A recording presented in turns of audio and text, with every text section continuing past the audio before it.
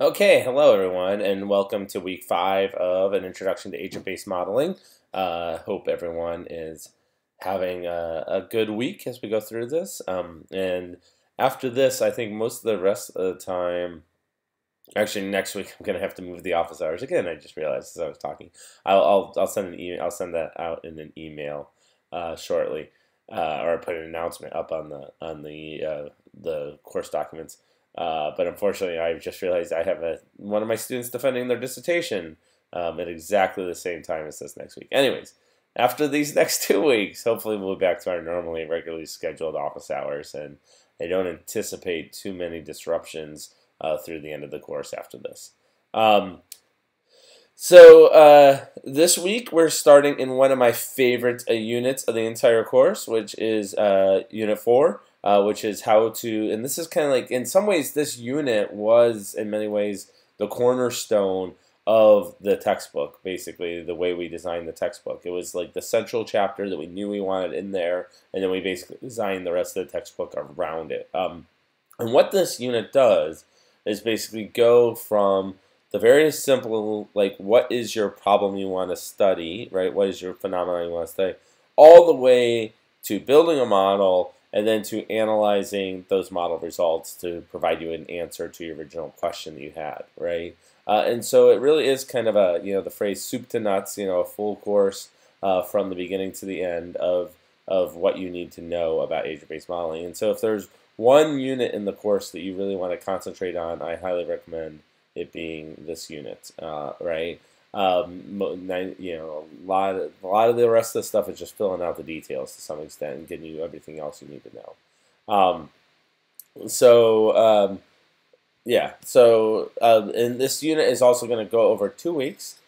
Units 4.1 to 4.3 are available already, and then parts of Unit 4.6 are available as well. I want to update some of the stuff on networks, and I wasn't able to do that in time because I was in Vietnam last week, but I plan to do that over in the next couple of days. And so units 4.4 through 4.4 and 4.5 will be up in the next couple of days. But 4.1, 4.3 are more than enough to cover for a week, so that should all be great. Yeah, and then the other thing that's important about this week is that the first assignment has been posted. So if you go in to the course, and this is going to be a little weird because if you're using the course in a normal way, then every day you just show up to the page and it shows you the next thing you're supposed to do, right? Here I'm actually going to ask you to go forward and then back a little bit.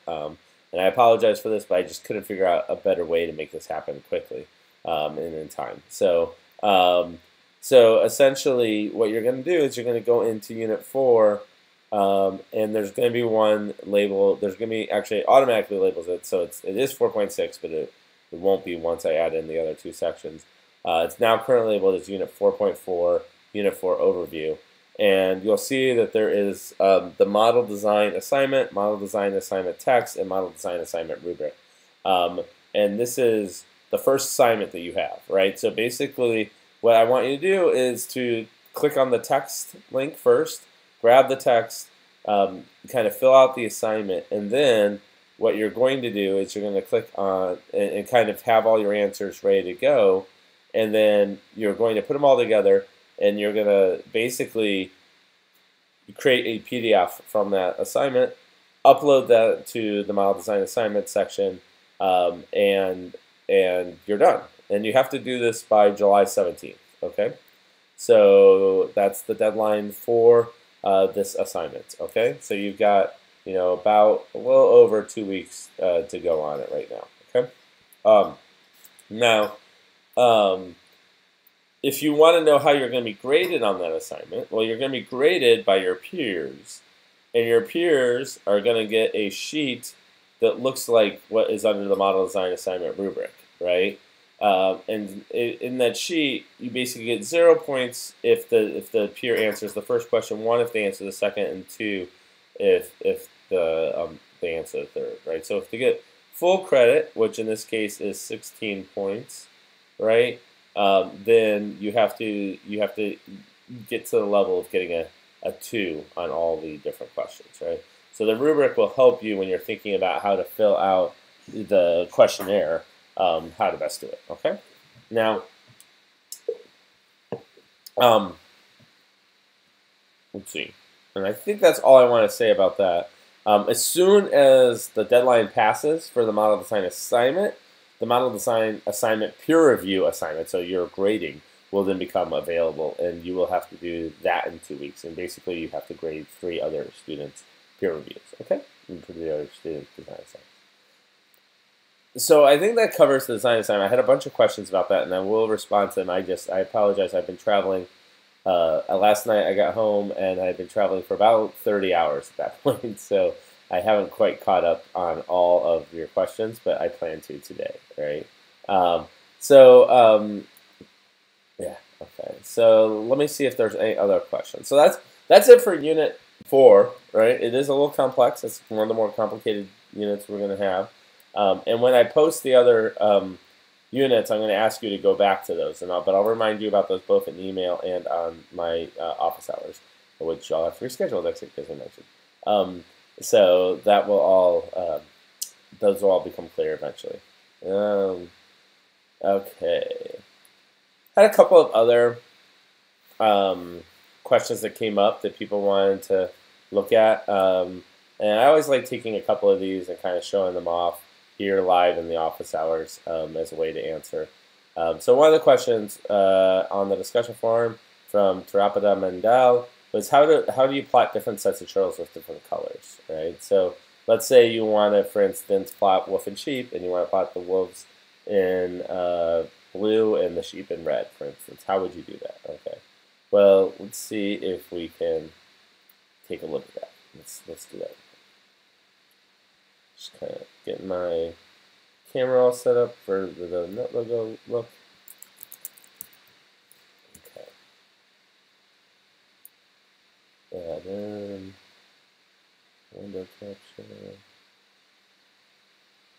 Net logo.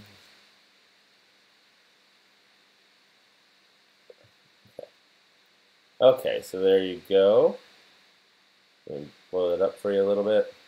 Move it around. Okay. And turn off my laptop camera. Okay. So here we have a blank model, as always, right? And I'm just going to create a little bit, right? So let's just create a quick setup and a go, right? And then we will, do a clear all, and we'll create 100 turtles. And we'll say if random 2 equals 1, set color red, so we'll do a difference. Set color blue. And then we'll just set them to a random location in the world. Okay. So a lot of these commands you've probably seen already, but just to quickly go over, right, this is just saying draw a random number that's either 0 or 1, and if it's 1, set the color red, otherwise set the color blue, then set the location of the individual to a random coordinate in the world. All right, let's just check that, make sure it works out. Oh. And there you go, right? So we have, roughly 50 blue and 50 red, right? So now let's, we'll have them do something, right? So ask turtles, forward 1,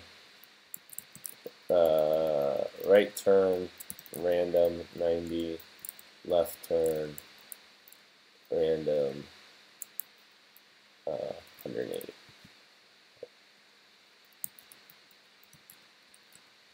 Right, so we can add some buttons to make this simpler for us.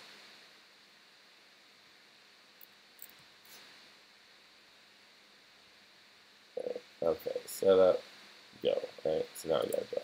Okay. Now the question was, how do we plot different groups of turtles with different colors? So in this case, what I'm going to do is I'm going to plot the red turtles in red and the blue turtles in blue. Right. So I'm gonna create a little plot here. Different turtles in different colors. Right. And the x-axis will do time. The x-axis will do time. And the y-axis, I'm going to do something simple like just plot the mean, the average x-coordinate.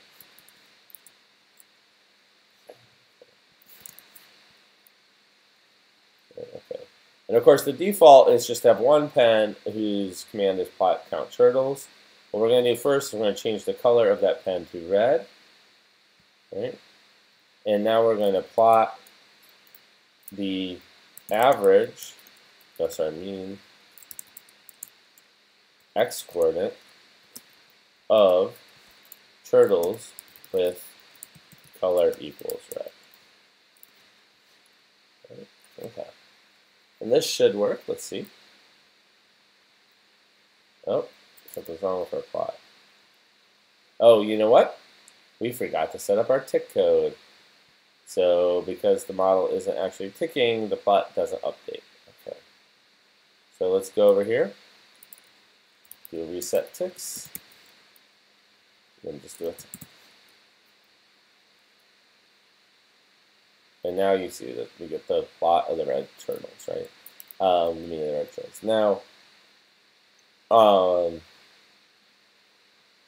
Now, how do we plot the blue turtles? We haven't done that yet. So we do that. We're going to add a pen.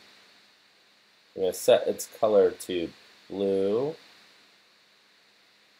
And we're going to do plot mean x-score of turtles with color equals blue. Okay. We can rename these pens. The name is used if you want to address the commands programmatically. So you can actually say like set, pen name or whatever to a certain thing. But it's also used in the legend. So if I click show legend, right, and hit OK, it shows it up there. Right, I'm going to disable the legend. It takes a lot of valuable real estate. So now if we hit set up and go, now you see we get two graphs, one of the blue turtles and one of the red turtles. And so that's how you do it. That's the simple way. And of course I could have, I could do, instead of with color equal red, I could say, with y core greater than 0 or whatever, right? So this Wif command is really powerful. And I've talked about it in a couple of the lectures before, but just to describe it again, basically Wif says, take a set, an agent set, and then only give me the agents in that agent set that match a certain criteria, right? So in this case, it's the color equals red. It could be with color equal red and y core greater than 0, right? Or anything. It could be color equal red and wealth greater than 10, right? We don't have any wealth in this model, but in the model which we did, right? And so that's a really powerful construction, right, because it automatically creates a subset of the agent set you're looking at. And then of is also a cool construction, right? So of takes any agent set and, oh, you know what I just realized is that this plot is not showing up because of the simple one. Hold on, let me add this in. That was silly of me. So you guys missed a whole bunch of that. Let me...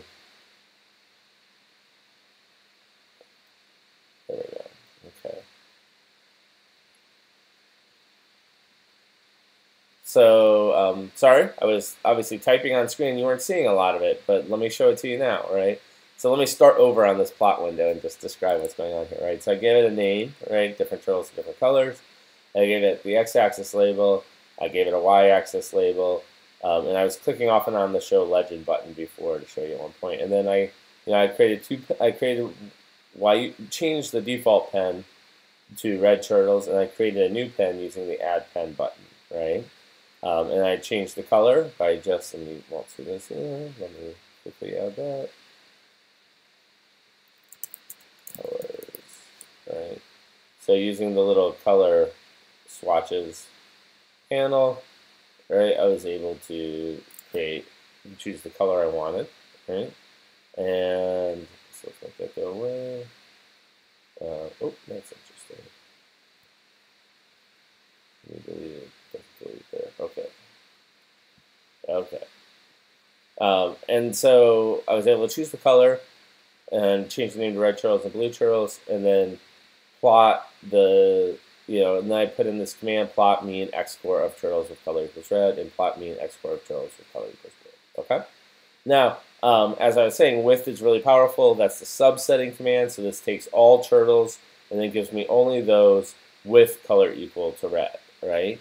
And then of is the kind of the other way in some ways.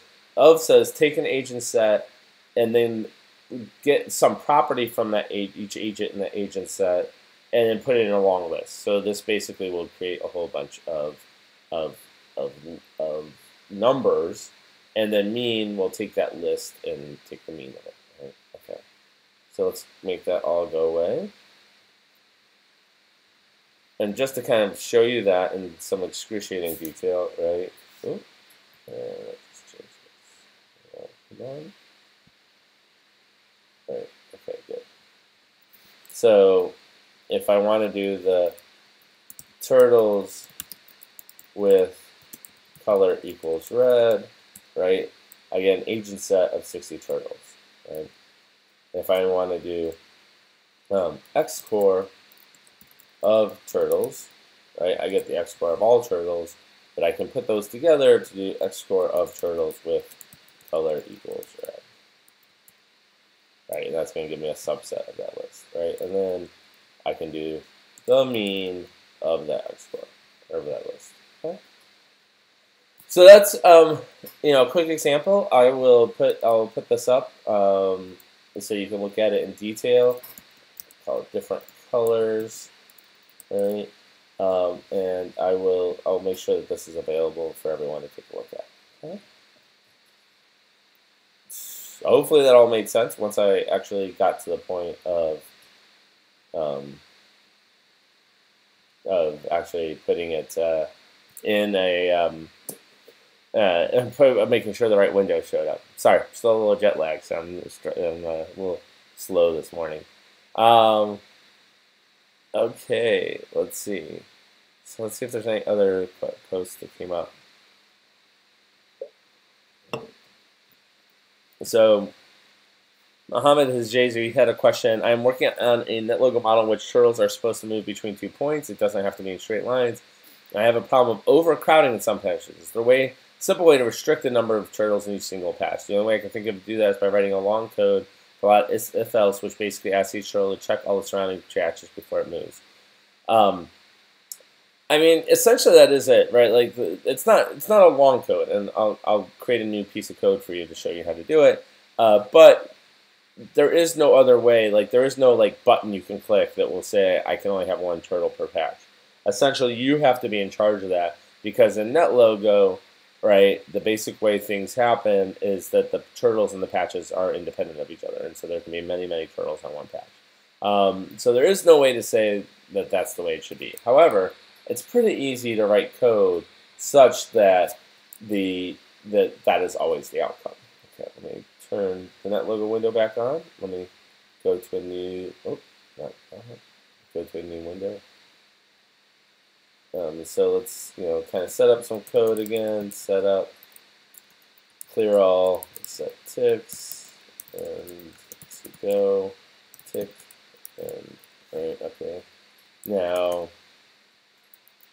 create 100 turtles, right? And we'll set their XY to random X score, random Y score. Okay. So if we hit setup, go all, it doesn't do anything right now, right? Okay. So add a button, setup, add a button, go.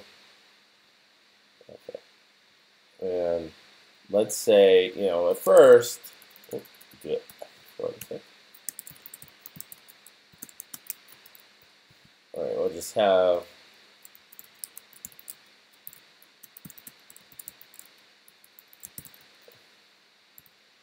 them wiggle around a little bit.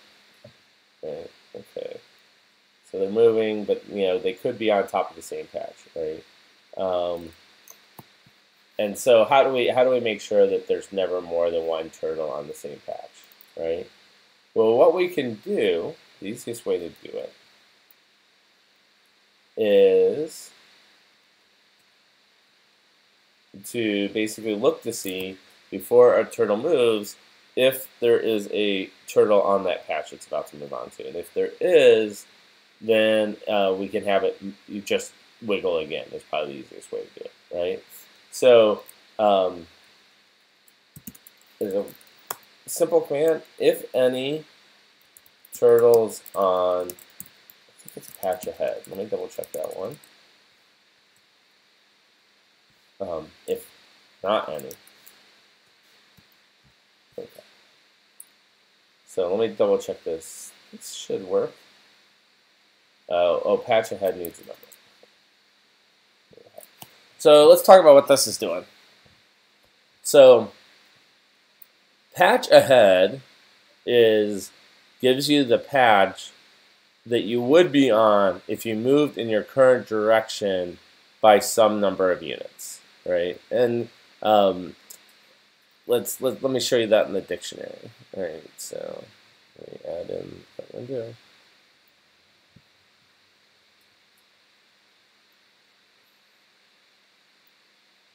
Okay, hold on, give me 1 second. There we go. Okay, so if you look, right, if I go down to patch related, there is one called patch ahead. So it reports the single patch that is the given distance ahead of this turtle, that is along the turtle's current heading. Reports nobody that patch does not exist because it is outside the world, right? So that basically comes into play if you don't have world wrapping on. Okay, so patch ahead is going to give me that patch, right, of the patch I'm about to move on to, and then turtles on. We haven't talked about that either. Probably easiest just to do this. Turtles on is going to report the agent set of all the turtles that are on a given patch. So, and this is, in fact, this is the code I just wrote, right? Ash turtles, if not any turtles on patch ahead forward 1, right? And so this this code allows you to move forward. Now, you can also, neighbors, by the way, is another command which will give you the neighbors of all the current of your current patches, right? I misspelled it there. So, and it gives you what's called the von Neumann neighborhood, which is the Moore neighborhood, which is the 8 patches surrounding, as opposed to neighbors 4, which gives you the von Neumann neighborhood, which is the 4 patches surrounding, right? 4 patches in cardinal directions versus the 8 patches, which includes the ones that are kind of southeast, northeast, northwest, and southwest. Okay. Anyway, so as I was saying, right, so turtles on gives me the turtles on. Patch ahead is giving me the patch. Turtles on gives me the patch. Turtles on that patch. Any says, is this agent set not the empty agent set? If it is, then return true, and then not flips that, right? So not any is a quick way of saying, are there none, right? None doesn't exist, but not any exists, right? So if no turtles are on that patch, then move forward 1, right? And in our simple model with this, it's not going to be, obvious what's going on, right? But if we created, say, let's create 1,000 turtles, right? Now you'll see a lot more obvious that, a lot of the turtles can't move because of the fact that there's turtles on the patches ahead of them, right? So that's a quick way to kind of limit the number of turtles on any particular patch.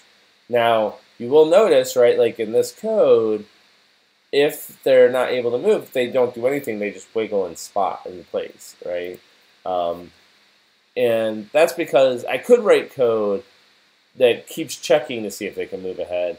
But if I do that, I run into the problem that I could run into an infinite loop, right? Because I could imagine I'm in the scenario where I'm in a turtle that's surrounded by turtles on all sides. Well, then, if I keep wiggling and then checking to see if there's no turtles, I'll never return true, and so my turtle will run into an infinite loop, right?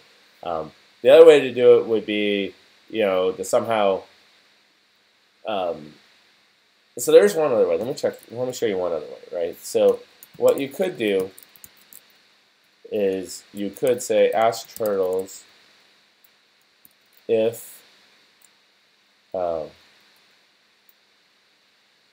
set target to be one of patches with one of neighbors with not any turtles. Does that work? Might work.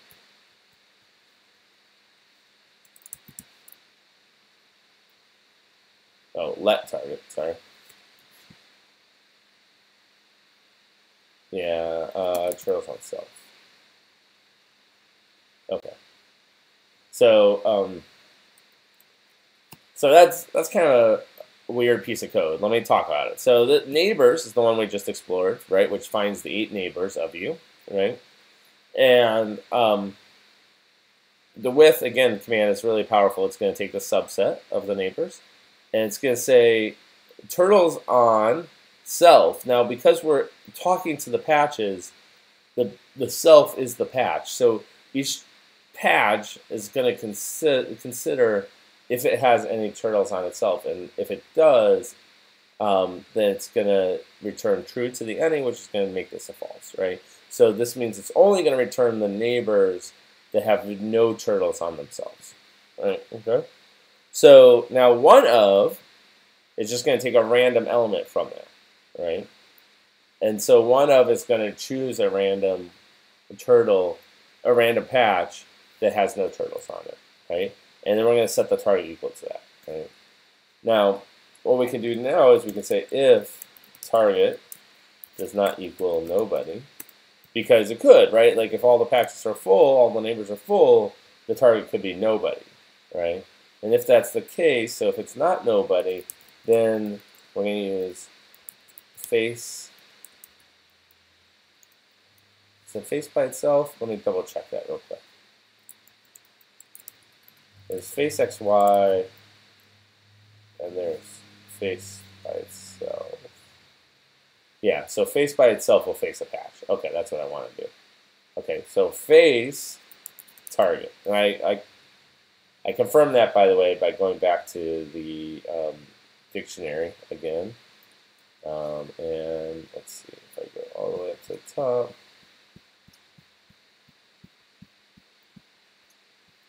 Right, I was looking for turtle-related face, and agent. So it works with either a turtle or a patch, right? But in this case, I'm going to use the patch. So I'm going to tell it to face the target, and then I'm going to have it go forward 1 onto the target. Okay? So let's set this up. Let's create a button. Go to. Now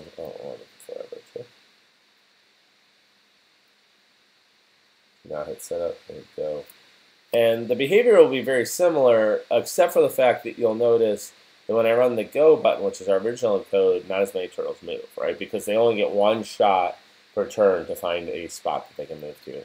Whereas in this case, with go to running, right, they always, if there is a patch near them to move to, they move to it, okay? So, like I said, there's no easy way to do it. But here's 2 kind of simple ways to do it, not super complex, and they don't involve a lot of if else's. So I'll put that code up in the link to the show notes as well. Yeah, so send as 1 turtle, 1 patch. Okay. Oh, and I forgot to turn off the window. Hold on, let me show you that again. Sorry, too many windows to manage by myself. Okay. So here's the new code, right? So, the new code is go to, and as you can see, it's constantly moving. And then if I do the go code, right, the original code, it doesn't move as much, and that's because a lot of times it's not able to move. But this one's checking for every possibility, so it's able to move more often. Okay. That's the difference between these. Okay. anyways, so hopefully you can see it all now. I apologize again that the browser was blocking it. Okay, I'm going to turn all this off and go back to the unit. Okay. So,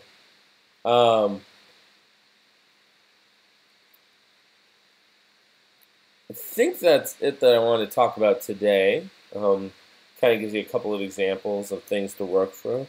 As you're going along, let me know if you have any other questions or concerns, and I will do my best to look into it. Yeah, there were some questions that came up in email that I haven't gotten to, and they're a little too complex for me to easily kind of dive into them right now, but I will definitely reply to them today, and I will see if I can answer some of them in next week's Q&A. I think actually the best way for me to do next week is to probably do it on Monday. So I will send an announcement. I'll probably do it at 11 a.m. on Monday instead of at our 11 a.m. on Tuesday as our regular time. Okay?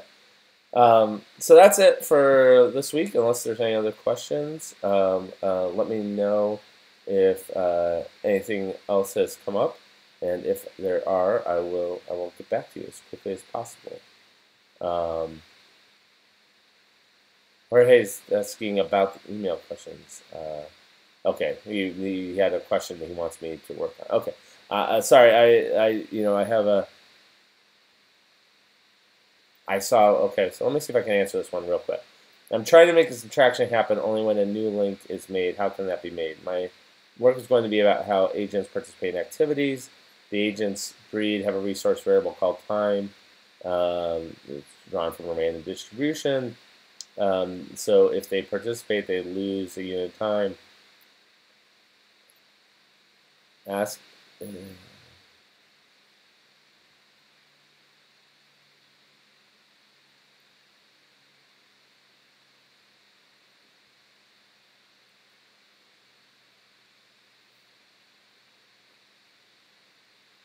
Sorry, I'm reading through it. It is a rather. I think, unfortunately, Jorge, I think I'm going to have to spend some time reading through your code and understanding what you're trying to do, because it's not a simple question to answer right off the top of my head.